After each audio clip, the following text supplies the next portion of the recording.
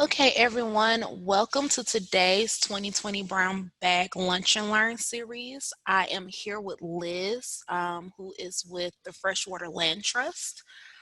And if my slideshow will work, I just wanted to remind you all of our partners. On this list, you'll see the City of Birmingham Stormwater Management, Jefferson County, whose stormwater program helps us put all this together. Leeds of Alabama is also one of our partners. Alabama Cooperative Extension, which is, we have an office housed here at the Gardens. Alabama Green Industry Training Center, which is under Extension, the Stormwater Management Authority, and the Jefferson County Department of Health. And we are so glad that they partner with us every year to put this all together. And honestly, none of this would be possible without them. They keep me sane and they keep me organized and make sure that we get people here. Like today, we have Liz with Freshwater Land Trust with us, and that was all because of Jefferson County Stormwater. And today's tip about stormwater is that trash floats. So tarp and tie down any trash when you're transporting it, because when it falls onto the ground, it makes its way to our rivers. And if you didn't know, trash floats. And we have a lot of cleanups that are going to be coming up on different waterways. And you can follow all of our partners to find out when they're going to be doing those cleanups.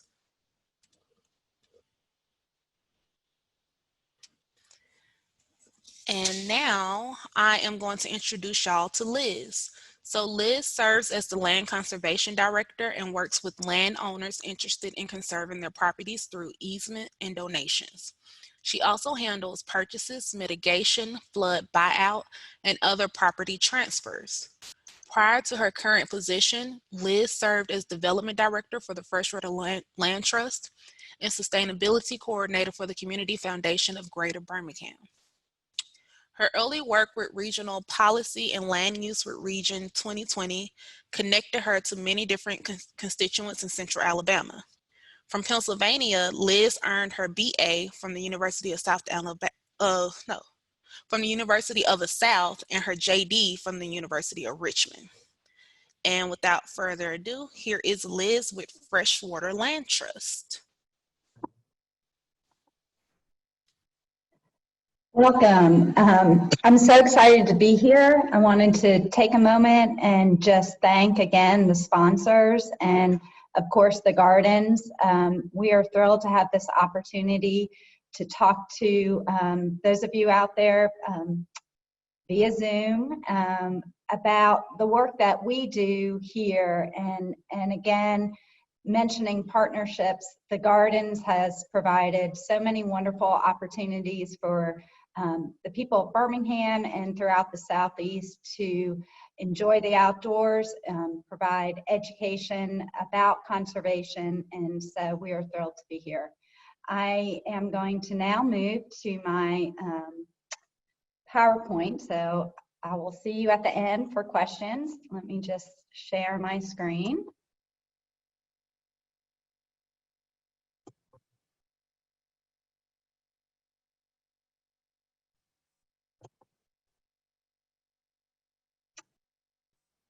So is it ready? Dawn? Okay. Telling you just a little bit about our organization. We are the Freshwater Land Trust. Our mission is to conserve, connect, and care for lands and water in Central Alabama. We are based in Birmingham, and currently we have projects in Bibb, Blount, Dallas, Jefferson, Shelby, St. Clair, Walker, and Tuscaloosa counties. We are the first accredited land trust in Alabama, and we are the only land trust that focuses solely on lands in Central Alabama. We have a unique history. Some of you may be aware in the 1990s, there was a lawsuit against Jefferson County having to deal with some stormwater and clean water violations. The result of that was a really unique legal agreement called a SEP, a Supplemental Environmental Project. The county provided funds to our prior organization, we were known as the Blackwater Cooperative Land Trust. And we established a fund, and that fund purchased critical land buffers along priority waterways, focusing primarily on the Cahaba and the Black Warrior rivers. In 2010, we expanded our work and included what we now call the Red Rock Trail System. I'll talk a little bit more about that in a later slide. But today, we manage over 7,000 acres of conservation land, and we help build new trails every year. A big part of what we do is connect people to the outdoors. Some of our early projects that I hope you all are familiar with is the wonderful Turkey Creek Nature Preserve. This is a 466 acre preserve established in 2003, open to the public. It is now owned and managed by Forever Wild, but the Freshwater Land Trust initially, through the Supplemental Environmental Protection, purchased that and then sold it to Forever Wild. Another wonderful public access that we have is Red Mountain Park. Freshwater Land Trust worked with U.S. Steel to negotiate and acquire the 1,500 acres that established the park back in 2006. These two projects were really our first large-scale public access projects. And through these projects, we began really looking at what public access means to conservation, understanding that we really need to provide opportunities for people to get outside safely, to enjoy nature, and invoke in them the conservation ethic we all need to protect our lands here in Alabama. The Red Rock Trail System is a system focused in Jefferson County. Our goal is to have every resident have access to a trail or public park within 1 mile of their home. We are looking and have made some major connections. These are primarily through sidewalks, bike lanes, urban trails, or nature trails. This schematic is just sort of the big vision for connecting residents in Jefferson County to those. They're based on corridors, connecting, again, current conservation areas and public parks with the ability to travel through those. I encourage you to visit our website. We have the map that you're seeing now, which shows which trails are currently open and which ones are under construction. We currently have about 120 miles of trails on the ground and are actively working to make some of those key connections. To highlight some of the newest trails, we have a wonderful trail in Bessemer. The Trustful Civitan Park added additional trails. Birmingham has a high ore line, which is now connected to Red Mountain Park, and a wonderful 5-mile greenway in Gardendale that has and will have over 13 miles of trails currently under development.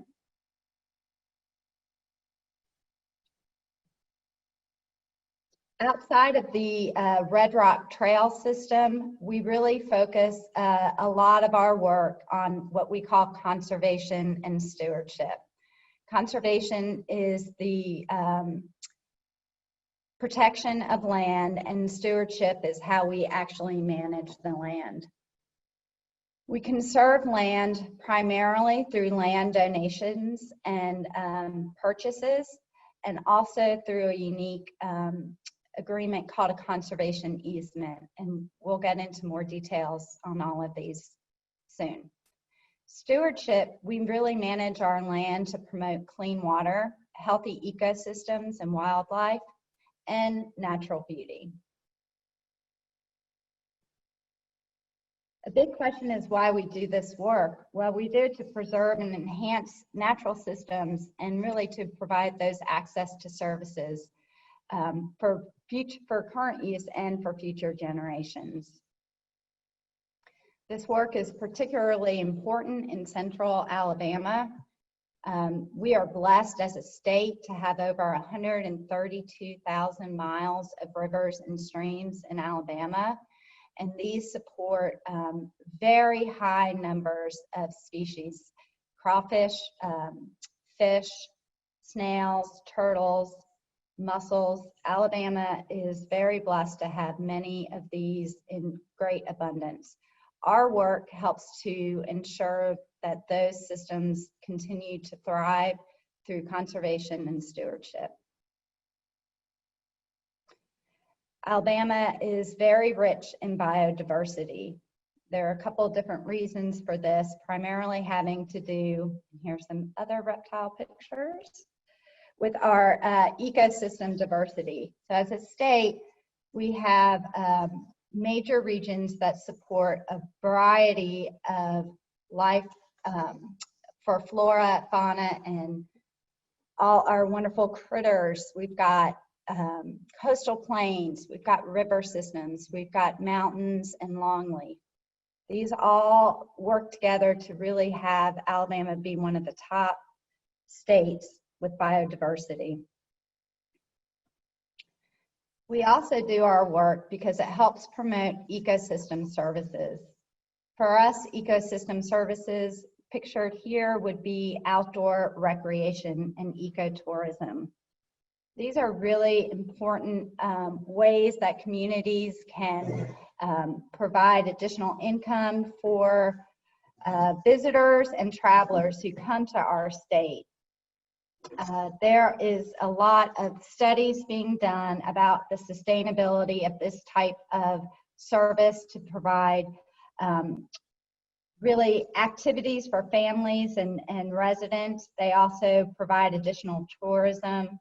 They enhance the conservation of public lands and are very important to our mental and physical health. The work that we do in conserving and stewarding land also helps promote clean water, which is another ecosystem service provided through conservation. A lot of the work that we do focuses on providing buffers for our tributaries and major waterways in central Alabama. Typically, we like to see 100 to 200 feet buffers along these waterways that will be undisturbed.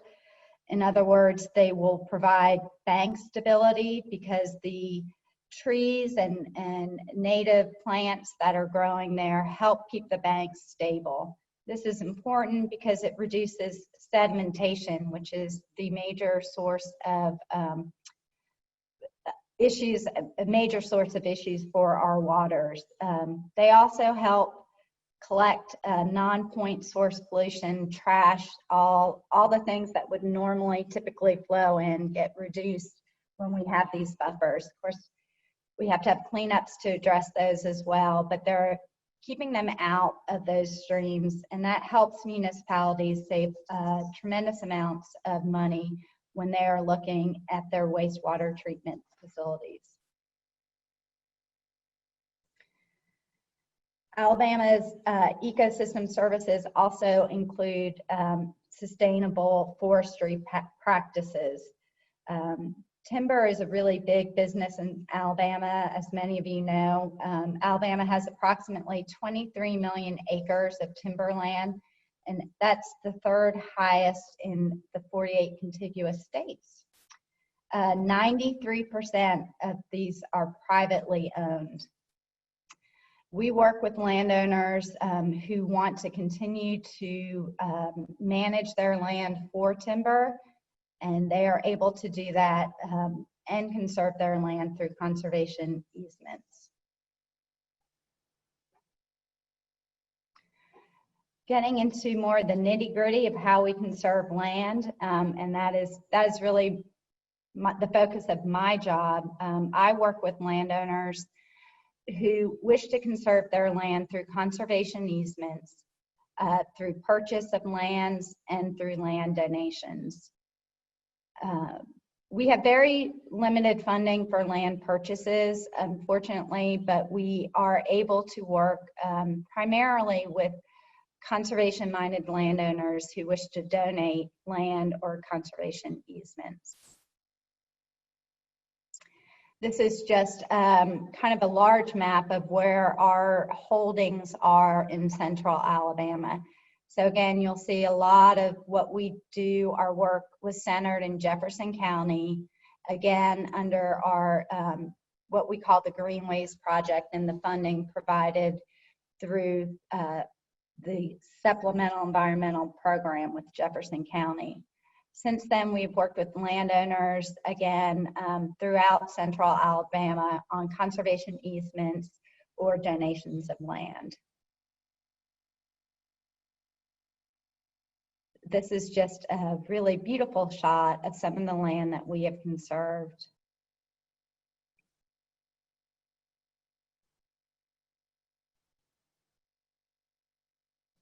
And this is in Shelby County along Double Oak Mountain, close to St. Clair. So a landowner had a recreational property. These are some of our other properties, and wished to donate a conservation easement on there. We were able to help. And this is an orchard in St. Clair County where we did a chestnut reintroduction. So a lot of people may be wondering what a conservation easement is. It is an agreement that is granted by a donor, and it's granted for outdoor recreation, protects natural habitat, open space, scenic, historic preservation of lands or buildings. It permanently restricts how the land is used, and grantors are allowed to reserve certain uses for the land as long as they do not interfere with the conservation values of the property. There are a lot of reasons to grant conservation easements. When I work with landowners, many of them are driven really or motivated to protect land that may have been in their family for generations. Granting a conservation easement allows the owner to retain ownership of the property, but again, they give up the right primarily for development of that property, and that is a permanent restriction of use on the property. There's a public interest in granting conservation easements. Many people want to see lands that they have owned or used under easement because they understand the public benefit that comes from that. When you grant a conservation easement, you do not necessarily grant public access to your land. Typically, landowners do not do that. They can, but it is not a requirement. There are potential tax benefits associated with the reduced value in your land when you give up the right for future development, and that also can motivate a landowner to grant a conservation easement. A conservation easement is a legal document. It's a deed. Typically, it will look to describe the conservation purposes. It'll outline the restrictions and the permissible use of the property. It's recorded, and it is granted to an organization such as a land trust and Freshwater Land Trust, who is able to enforce the terms of the conservation easement deed. We do annual monitoring of all of our properties to ensure that there's no development or activities that are prohibited by the conservation easement. The conservation purposes that are identified in a conservation easement would again be the preservation of land for outdoor recreation by the general public. That would be if you wanted to have your land open to the general public. We typically don't see that as often. Our largest area that we usually work with is the protection of relatively natural habitat of fish, wildlife, plants, or similar ecosystems. There are also conservation easements given for the preservation of open space and preservation of historically important land or certified structures. The Freshwater Land Trust does not do historic conservation easements, but those are done through the Alabama Historical Society. Rights that are reserved in the deed of conservation easement, typically rights of the landowners that they reserve can include limited residential uses, limited division rights, again, the ability to harvest timber using best management practices. There are farm conservation easements that provide for working lands where you can have livestock and crops. We also have recreation reserve typically, so landowners can continue to hunt or fish and can lease their land for hunting or fishing. And again, it can prohibit public access. The rights of the holder, in that case, that's the Freshwater Land Trust. Again, it's the right to monitor annually for compliance. We typically require notice and approval from the landowner for any of the rights they want to hold. In other words, if they reserved a home site, we would be notified when they would begin building on that. And we do have enforcement in cases of violation.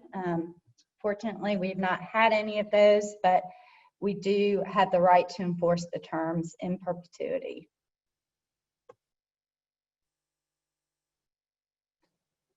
I wanted to just take a moment to sort of look at the bigger picture of the work that we do by focusing on one of the biggest areas where we work, which is the Turkey Creek Watershed. And so this is a great example of kind of the joint efforts of conservation and stewardship in a targeted area. This map shows all of the Freshwater Land Trust property that we've protected along Turkey Creek. And again, for those of you who may not be familiar, Turkey Creek is of particular interest for many organizations in the land trust because it is home to 3 endangered species of fish. They are the vermilion darter, the watercress darter, and the rush darter. They have very limited habitat, but it is found along many of the areas we have protected in the Turkey Creek watershed. Our total acres protected right now are 490. If you also include the Forever Wild Turkey Creek purchase, which is about 500, there's a total of over 1,000 acres in Turkey Creek being protected permanently. And these were done, again, through a variety of acquisitions over the years, including flood buyouts,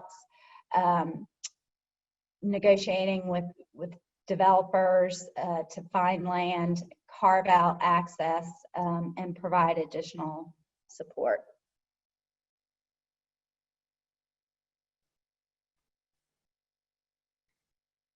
In Turkey Creek, what we call Conservation Unit 1, just again zoning in on a smaller one, here we have a approximately 300 acres fee-owned property. It's a key conservation land in the headwaters of Turkey Creek watershed. Most of this was acquired with the Jefferson County Greenways funding. But in 2017, we purchased the blue additional 60 acres. on the map. And in 2019, we also purchased additional 8 acres on the map to give better access to the entire unit for restoration. In 2011, the Land Trust and partners removed a historic dam that was preventing habitat for the vermilion darter. We did have to do additional work in that area, which is, you can see the top picture, which is really where we did a major bank stabilization and helped to control the flooding and debris in Turkey Creek.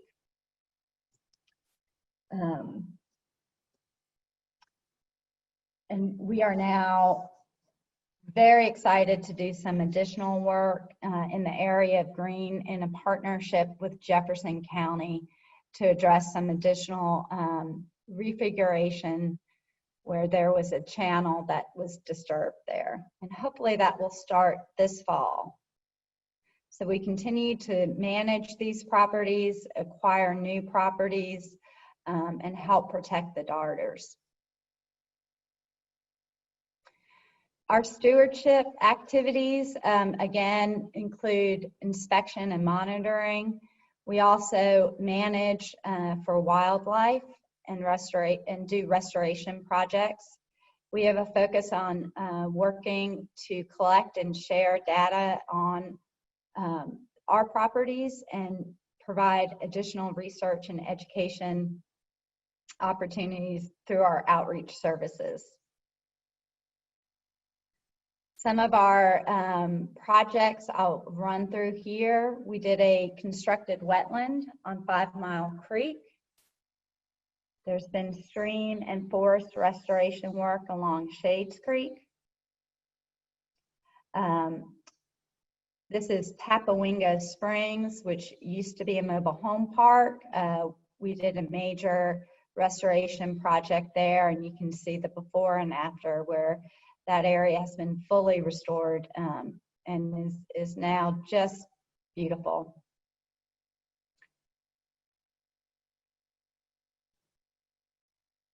So you can imagine at one point we had mobile homes, concrete, and through our work and work with partners, we were able to restore this really important wetland watershed area. We also recently completed a project with the city of Birmingham at Roebuck Springs. We helped do some bioswales, which helped prevent major runoff and flooding that was occurring from their parking lot at their community center. And again, this was to protect darter habitat. We also have done work on Grants Mill Canoe Launch, which is a Freshwater Land Trust property. We manage that with the city of Irondale and of course our partners with the Cava River Society and River Keepers and many others who help keep this really important and very well used public access, particularly for canoeing with a new canoe launch and helping to stabilize a bank that was really just getting beaten up by heavy storm flows and prevent further erosion. We do provide opportunities for cleanups. We work with lots of different groups who come out, help us do this work.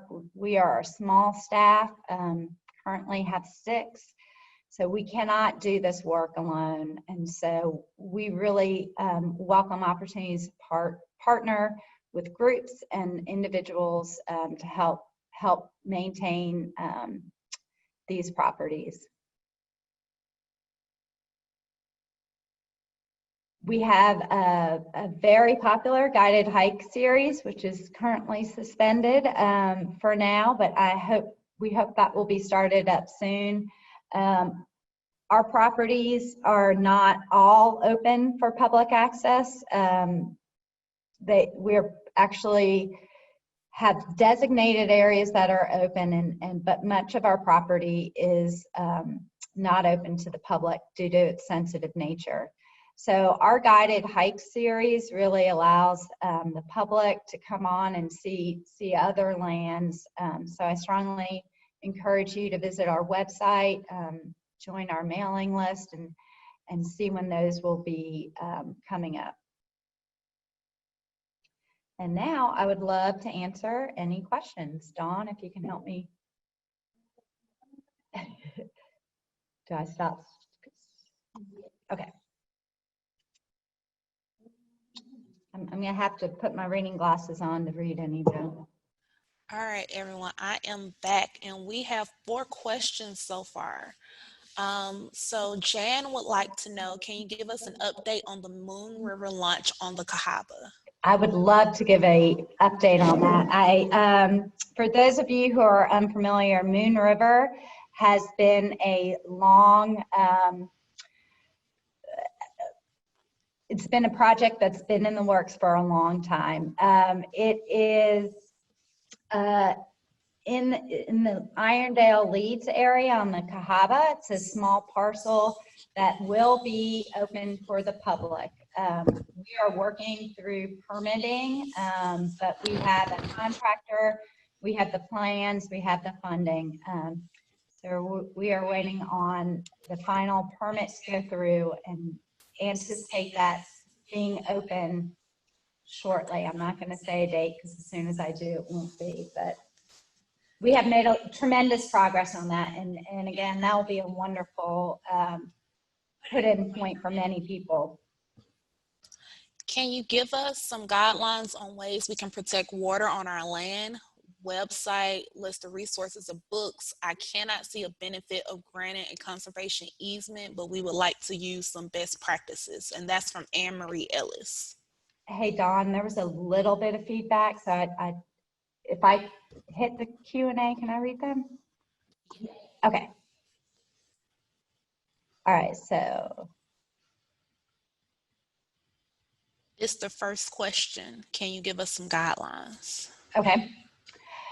Sure. Well, I mean, generally speaking, if you have creeks or rivers running through your land,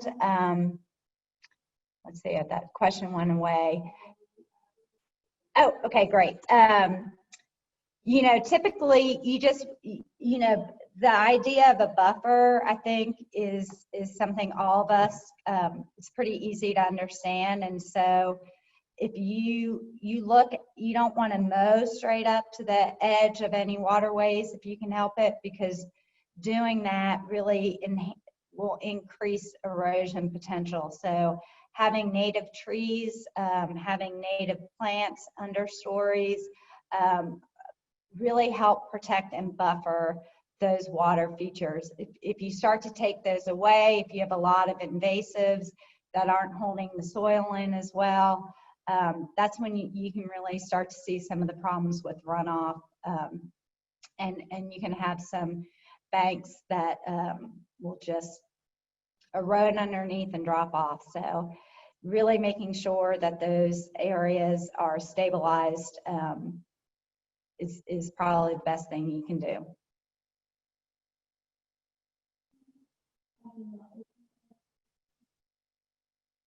Okay, let's see.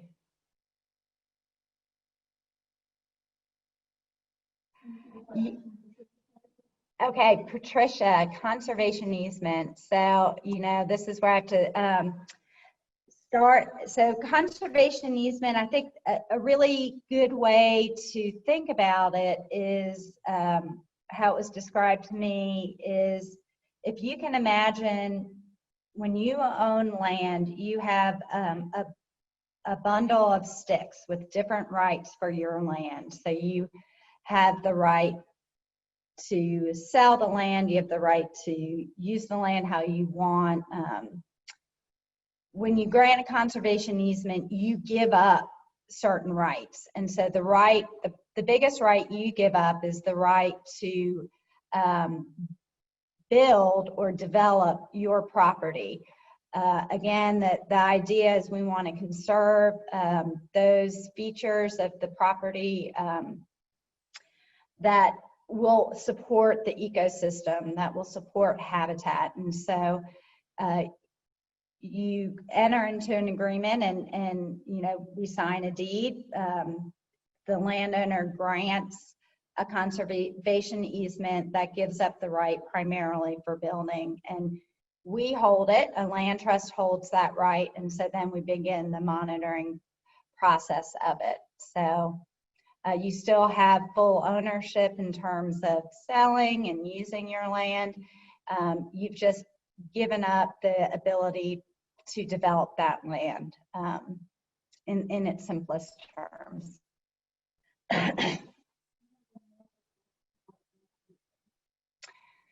From Anne Marie. Oh, I may have to get back to you on the information on the chestnut type. I do know we worked to reintroduce, we're working to reintroduce some chestnuts, native chestnuts in St. Clair County. And there have been some updates on that. I'm just not the best one, but I will certainly find that information and share it with Dawn.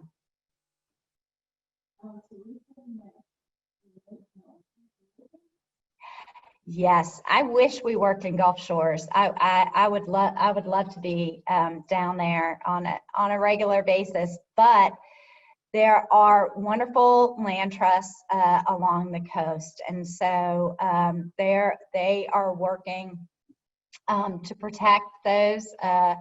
You know, of course, there's a lot of funding from the BP oil spill settlement that is being used by land trusts and our state lands forever wild program to protect the property along the coast. And so that's outside of our area, but really good work is being done there.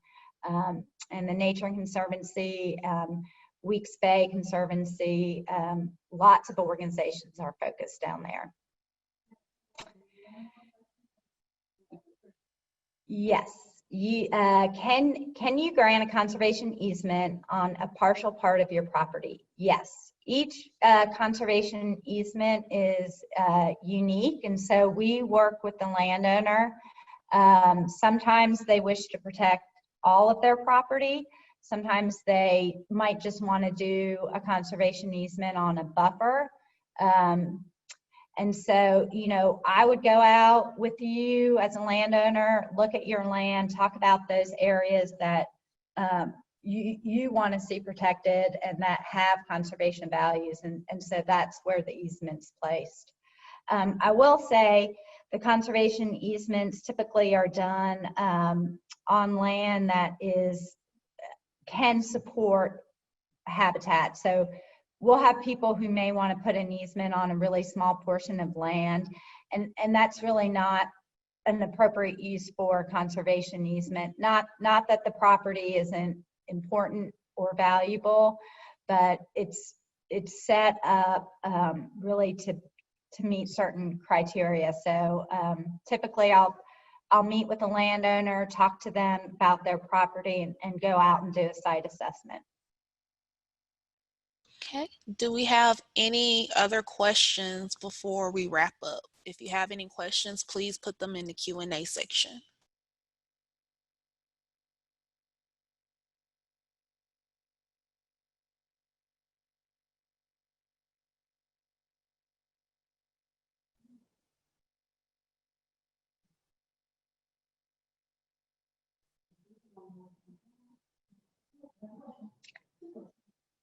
It is. So our website is all spelled out, freshwaterlandtrust.org, O-R-G. And Patricia, I would love to talk to you about a potential conservation easement. So that is my, yes, I will type my email in here, which I should have done before. Let me make sure I'm spelling it. Yeah. Trust.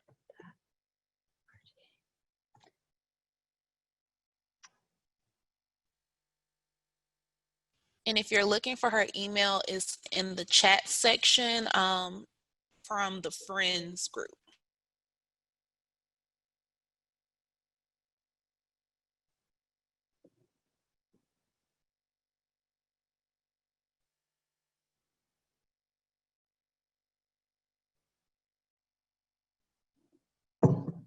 So if that is all the questions that we have, we want to thank Liz again for coming out and taking her lunch break with us to do this lunch and learn today. I learned a lot, and I didn't know that you all did so much. Like, I heard about Freshwater Land Trust, but I didn't really realize that y'all worked with Turkey Creek and all of that. So that was some really great information to learn. And just, we're happy to have you, and we hope that you'll be back to do some more sessions with us. Thank you everyone for showing up today. We really enjoy y'all. We'll be doing another lunch and learn in about 2 weeks, and it's going to be Jefferson County Stormwater. Your favorite person, Hannah Barris, she's going to be presenting on stormwater and all the things that you can do at home to help us keep our stormwater safe and healthy and keep our rivers healthy. So thank you all again, and have a nice day.